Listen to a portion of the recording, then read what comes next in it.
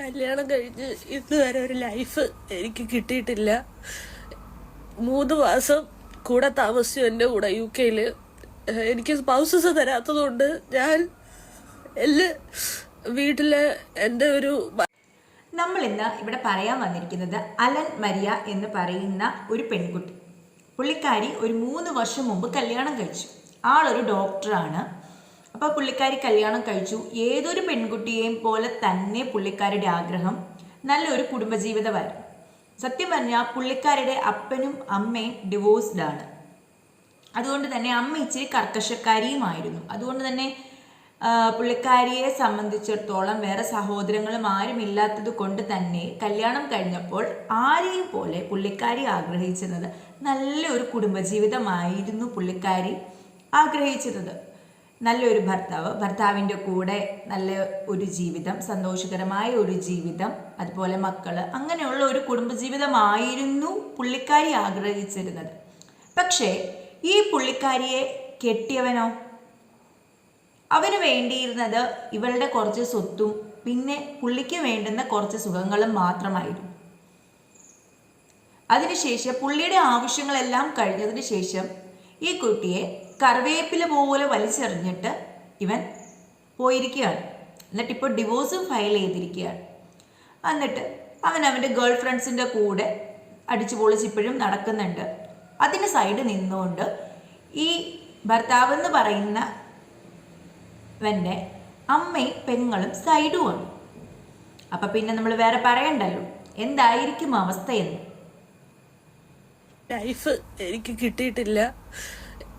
3 മാസം കൂടെ താമസിച്ചു എൻ്റെ കൂടെ UK-ല്. എനിക്ക് സ്പൗസസ് തരാത്തതുകൊണ്ട് ഞാൻ വീട്ടിലെ എൻ്റെ ഒരു ബയോളജിക്കൽ മദറിൻ്റെ വീട് SBI ബാങ്കിന് ഞാൻ പണയം വെച്ച് ഞാൻ സ്റ്റഡി വിസ എടുത്ത് അങ്ങനെയെങ്കിലും പുള്ളിയുടെ കൂടെ എനിക്കൊരു ജീവിതം കിട്ടുമല്ലോ എന്ന് വിചാരിച്ചു. പുള്ളിക്ക് ഇവിടെ പെർമനന്റ് റെസിഡൻസി ഉണ്ട്, UK-ല് ILR ഉണ്ട്, ഇൻഡെഫിനിറ്റ് ലീവ് ടു റിമെയിൻ. അയാൾക്കൊരു ഭാര്യനെ സുന്ദരമായിട്ട് UK-ല് കൊണ്ടുപോകാവുന്നതേ ഉള്ളൂ. പക്ഷെ he was not willing to give me the spouses. എനിക്കറിയില്ല എന്തുകൊണ്ടാണെന്ന്. പുള്ളിക്ക് അതിനുള്ള ആനുവൽ ഇൻകമും എല്ലാം ഉണ്ട്, പക്ഷെ എനിക്ക് സ്പൗസസ് തന്നില്ല. ആദ്യമേ എന്നെ കൂടെ കൊണ്ടുപോകാൻ താല്പര്യമില്ലായിരുന്നു കല്യാണം കഴിഞ്ഞപ്പോൾ തന്നെ. എന്നിട്ട് എന്നെ കൊണ്ടുപോയിട്ട് ഞാൻ സ്റ്റഡി വിസ എടുത്ത് ഞാൻ കൂടെ പോയിട്ട് ഇതിൻ്റെ അകത്ത് നമുക്ക് വ്യക്തമാണ് ഈ കുട്ടി കല്യാണം കഴിഞ്ഞു. ഇവന് അവിടെ INR അവിടുത്തെ റെസിഡൻഷ്യൽ വിസയൊക്കെ ഉള്ളവനാണ്. അവന് ഒരു ഭാര്യയുടെ ആണ് എന്നുള്ളതെന്ന് വെച്ചാൽ സ്പൗസ് വിസയ്ക്ക് അപ്ലൈ ചെയ്ത് അവന് സ്പൗസ് ഉറപ്പായിട്ട് ഭാര്യനെ കൊണ്ടുപോകാനുള്ളതേ ഉള്ളൂ. എന്നിട്ടും ഇവൻ കൊണ്ടുപോയില്ല. അങ്ങനെ ഇരിക്കെ ഈ കുട്ടിയുടെ അമ്മയുടെ പേരിലുള്ള സ്ഥലം കൊണ്ട് പണയം വെച്ച് ആ പൈസ ആക്കിയിട്ട് ആ കൊച്ച് സ്റ്റുഡൻറ്റ് വിസയ്ക്ക് ഇവിടെ നിന്ന് UK-ക്ക് കയറിപ്പോയി. അങ്ങനെ ഇവൻ്റെ കൂടെ അങ്ങനെയെങ്കിലും പോയി കുറെ കാലം ജീവിക്കാമല്ലോ, കല്യാണം കഴിഞ്ഞ് ജീവിക്കാമല്ലോ എന്ന പ്രതീക്ഷയിലാണ് ഈ കുട്ടി അവിടെ ചെല്ലുന്നത്. അവിടെ ചെന്ന് കഴിഞ്ഞിട്ടാണെങ്കിൽ പോലും ഇവൻ ഈ പെൺകുട്ടീനെ ജീവിക്കാൻ അനുവദിച്ചിട്ടേ ഇല്ല, സമ്മതിച്ചിട്ട് പോലും ഇല്ല. അത്രമാത്രം ഈ കുട്ടീനെ ഇവൻ ടോർച്ചർ ചെയ്യുവാണ്. ഇവനെ സംബന്ധിച്ചിടത്തോളം ഇവന് കാശ് വരാനുള്ള ഒരു മാർഗം, അതായത് കാശ് കിട്ടാൻ, കാശുണ്ടാക്കാനുള്ള ഒരാൾ, അവന് വേണ്ടത് ഉണ്ടാക്കാൻ വേണ്ടിയിട്ട് ഉള്ള ഒരാളായിരുന്നു. പിന്നെ അവൻ്റെ സുഖങ്ങൾക്ക് വേണ്ടിയിട്ട് ഉള്ള ഒരു വ്യക്തി, അത്രയാണ് ഇവൻ ഈ പെൺകുട്ടീനെ കണ്ടിരുന്നത്. അതിൻ്റെ അപ്പുറം അവന് അവൻ്റെ ഭാര്യയെന്ന് പറയാൻ പോലും താല്പര്യമില്ലായിരുന്നു എന്ന് വേണം നമുക്ക് ഇതിൽ നിന്ന് കരുതാൻ. സിസ്റ്റർ എന്നെ ജീവിക്കാൻ വിട്ടിട്ടില്ല, എൻ്റെ ഭർത്താവിനൂടെ ജീവിക്കാൻ വിട്ടിട്ടില്ല. ഞാൻ സ്റ്റഡി വിസ എടുത്ത് ഞാൻ പോയിട്ട് നിരന്തരം ഈ അനിയത്തി എന്ന് പറയുന്ന ദുഷ്ടത്തി എൻ്റെ ഭർത്താവിനെ ഇരുന്ന് വിളിക്കും.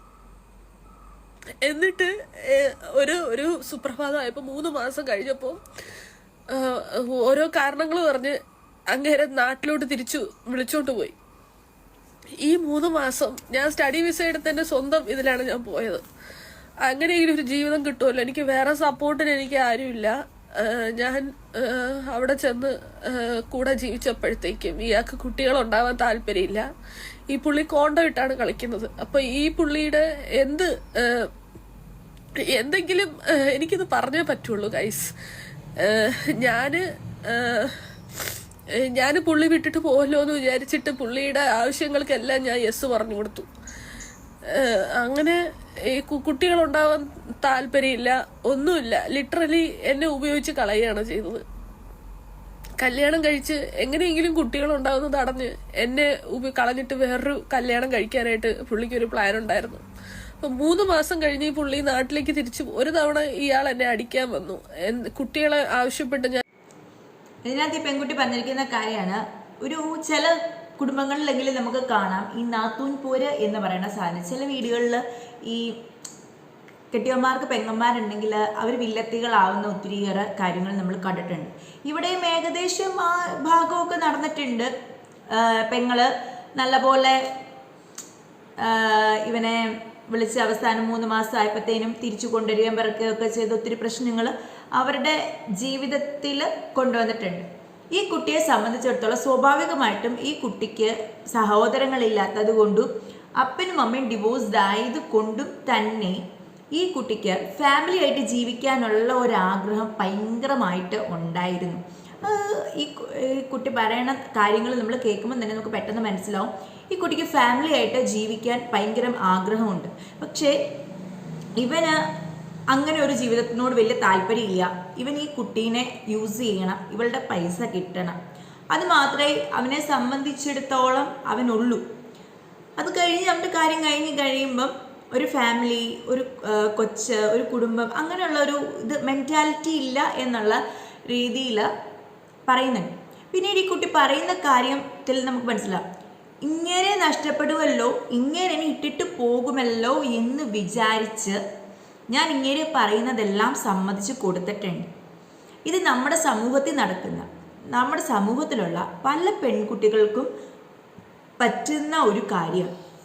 കാരണം കല്യാണം കഴിഞ്ഞ് കഴിയുമ്പം ഒട്ടുമുക്കാലും പെൺകുട്ടികളെ സംബന്ധിച്ചിടത്തോളം കല്യാണം കഴിഞ്ഞ് കുടുംബമായി കുടുംബജീവിതമാകുമ്പം കൂടുതലും എന്തെങ്കിലും പ്രശ്നം ഉണ്ടായി നമ്മൾ വീട്ടിൽ ചെന്നാലും പാരൻസ് എല്ലാം പറയുന്നത് തന്നെ ഒരു കുടുംബമാണ്, കുടുംബജീവിതമാണ്, അഡ്ജസ്റ്റ് ചെയ്യണം, അല്ലെങ്കിൽ ഇങ്ങനെ പോകണം എന്നുള്ള രീതിക്ക് എല്ലാ പാരൻസും പറയാറുണ്ട്. എല്ലാവരും ഇങ്ങനെയുള്ള ഇവിടെ ഈ കുട്ടിക്ക് വേറെ ആരും സപ്പോർട്ടിനില്ല, പാരൻസ് ഇല്ല.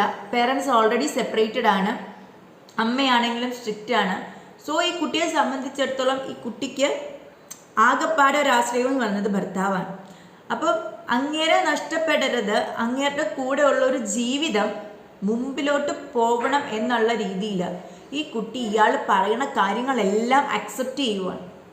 സത്യം പറഞ്ഞാൽ ഇങ്ങനെയുള്ള റീസൺസ് വരുമ്പം ഒന്നെങ്കിൽ ആ ജീവിതത്തിൽ നിന്ന് മാറിപ്പോകുന്നതാണ് എപ്പോഴും നല്ലത്. പക്ഷെ ഇവിടെ കുട്ടി പറയുന്നുണ്ട് എനിക്ക് അയാളോട് അത്രമേൽ ഇഷ്ടമായിരുന്നു, അതുകൊണ്ട് എനിക്കിനി എൻ്റെ ജീവിതവും എൻ്റെ പാരൻസിൻ്റെ ജീവിതം പോലെ എൻ്റെ ജീവിതവും ആയി പോകുമോ എന്ന് പേടിച്ചിട്ട് ഞാൻ ഇയാൾ പറഞ്ഞ കാര്യങ്ങൾക്കെല്ലാം ഞാൻ ഈ സമ്മതം മൂളിക്കൊണ്ടിരുന്നു എന്നാണ് ഈ കുട്ടി ഇതിൻ്റെ അകത്ത് പറയുന്നത്. വല്ലാത്തൊരവസ്ഥയാണ്. നമുക്ക് നമ്മളെ ഒരുമാതിരി ഒരാൾക്കും അക്സെപ്റ്റ് ചെയ്യാൻ പറ്റുന്നതിൻ്റെ അപ്പുറത്തെ ഒരു അവസ്ഥയാണത്. ഒഴിവാക്കേണ്ടതായിരുന്നില്ലേ എന്ന് പുള്ളിയുടെ മദറും പുള്ളിയായിട്ട് സംസാരിക്കുന്ന ഒരു കോൺവെർസേഷൻ എനിക്ക് എൻ്റെ ഫോണിൽ കിട്ടി. അപ്പോൾ ആ ഒരു കോൺവെർസേഷൻ എന്നാണെങ്കിലും അതിനെ ഒഴിവാക്കേണ്ടതായിരുന്നില്ലേ എന്ന് പുള്ളിയുടെ മദർ പറയണമെങ്കിൽ അത് എന്തുകൊണ്ട് പറഞ്ഞു? ഒരു ജീവിതം ആഗ്രഹിച്ച് ആണ് ഞാൻ ആ മനുഷ്യനെ കല്യാണം കഴിക്കുന്നത്. എനിക്ക് വേറൊരു ലൈഫ് എനിക്കിനി ഇല്ല. ഞാൻ അത്രയും ഇഷ്ടപ്പെട്ടു പോയോണ്ട് എനിക്ക് വേറൊരു ആളെ ഭർത്താവായിട്ട് എനിക്ക് കാണാൻ പറ്റുന്നില്ല. അപ്പം എന്റുന്നത് ഒരു ഡിവോഴ്സ് കത്താണ്. എനിക്ക് പ്രാന്താണെന്ന് മുദ്ര കുത്തിയിട്ട ഒരു ഡിവോഴ്സ് കത്താണ് എനിക്ക് കിട്ടുന്നത്. സത്യം പറഞ്ഞാൽ അവൻ ആ കുട്ടിയുടെ കയ്യിൽ നിന്ന് ഉള്ള സ്വത്തും പണവും എല്ലാം അടിച്ചെടുക്കുകയും ചെയ്തു, അതിനെ ഉപയോഗിക്കുകയും ചെയ്തു. ഇതെല്ലാം കഴിഞ്ഞ് ആ കുട്ടിക്ക് ഭ്രാന്താന്ന് മുദ്ര കുത്തുകയും ചെയ്തു. അതാണ് അവൻ ചെയ്തിരിക്കുന്നത്. അവൻ ചെയ്തത് ഭയങ്കര മോശം. കാരണം എന്താണെന്ന് വെച്ച് കഴിഞ്ഞാൽ ഒരാളെ ഭ്രാന്തി എന്നുള്ളൊരു മുദ്ര കുത്തി കഴിഞ്ഞാൽ അതിൻ്റെ ആ ഒരു ഫ്യൂച്ചർ, അതിൻ്റെ ഭാവിയിലേക്ക് അത് എന്തുമാത്രം ചിലപ്പോൾ അത് ദോഷം ചെയ്യാം. അങ്ങനെ സർട്ടിഫിക്കറ്റ്സും ഒക്കെ മെനയോ എന്തെങ്കിലുമൊക്കെ ചെയ്താൽ ചിലപ്പോൾ അതിൻ്റെ എഡ്യൂക്കേഷൻ, ഫ്യൂച്ചർ അതൊക്കെ ചിലപ്പോൾ ഒത്തിരി ബാഡ്ലി അഫക്റ്റ് ചെയ്യാം. പക്ഷെ എന്നിരുന്നാലും ഞാൻ മോളോട് പറയുന്ന ഒരു കാര്യമേ ഉള്ളൂ, നീ എഡ്യൂക്കേറ്റഡ് ആണ്, ഒരു ഡോക്ടറാണ്. നമ്മുടെ സമൂഹത്തിൽ ഡോക്ടർ എന്നൊക്കെ പറഞ്ഞാൽ നല്ല വിലയാണ്. പഠിക്കുക, പഠിത്തമൊക്കെ കഴിഞ്ഞാണ് നല്ല രീതിയിൽ ജോലി ചെയ്യുക. ഈ പറഞ്ഞവൻ്റെ മുമ്പിൽ, നിന്നെ ഇങ്ങനെ നാണം കെടുത്തിയവൻ്റെ മുമ്പിൽ, നിന്നെ ഇങ്ങനെ ദ്രോഹിച്ച ആളുകളുടെ മുമ്പിൽ നീ നടുനിവർത്തി നല്ല ബോൾഡായിട്ട് നിന്ന് നല്ല ഒരു ജീവിതം ജീവിച്ച് കാണിക്കണം. നിനക്കും കാണും ഒരാൾ നമ്മുടെ ഒരു ജീവിതം നശിച്ചു എന്ന് നമ്മളെ ആദ്യം കെട്ടിയ ആള് നമ്മളെ ചീറ്റ് ചെയ്തു എന്ന് വെച്ചുകൊണ്ട് നമുക്ക് വേറെ ഒരു ലൈഫ് കിട്ടാതിരിക്കുകയൊന്നുമില്ല. ചെറുപ്പമാണ്, ഇത്രയും ഏജേ ഉള്ളൂ, നല്ല ഒരാളെ ജീവിതത്തിൽ കിട്ടും. എനിക്ക് പരിചയമുള്ള ഒരാളുടെ ലൈഫിൽ ഇതുപോലൊരു സിറ്റുവേഷനിൽ കൂടെ ആൾ കടന്നു പോയിട്ടുണ്ട്. അത് പക്ഷേ കല്യാണം കഴിഞ്ഞിട്ട് ആ വൈഫ് അവരുടെ ഒരാളുടെ കൂടെ ഇങ്ങനെ ഇറങ്ങിപ്പോയി, അങ്ങനെ കുറച്ച് ഇഷ്യൂസ് അയാളുടെ ലൈഫിൽ ഉണ്ടായിട്ടുണ്ട്. ബട്ട് ബോൾഡായിട്ടൊരു തീരുമാനം എടുക്കാൻ പറ്റി, വേറൊരു ജീവിതത്തിലേക്ക് കടന്നു കഴിഞ്ഞ് ഇന്ന് അയാൾ സന്തോഷമായിട്ട് ജീവിക്കുന്നുണ്ട്. സോ എനിക്ക് പറയാനുള്ളത് ഇതേ ഉള്ളൂ, നല്ല ബോൾഡായിട്ടുള്ളൊരു ഡിസിഷൻ എടുക്കുക, നല്ല ഒരു ജീവിതം മുമ്പോട്ട് കൊണ്ടുപോകുക. ജീവിതത്തിൽ നല്ല ഒരാൾ കൂട്ടിന് വരും എന്ന പ്രതീക്ഷയിൽ മുമ്പോട്ട് ജീവിതം ജീവിച്ച് കാണിക്കണം അവന്.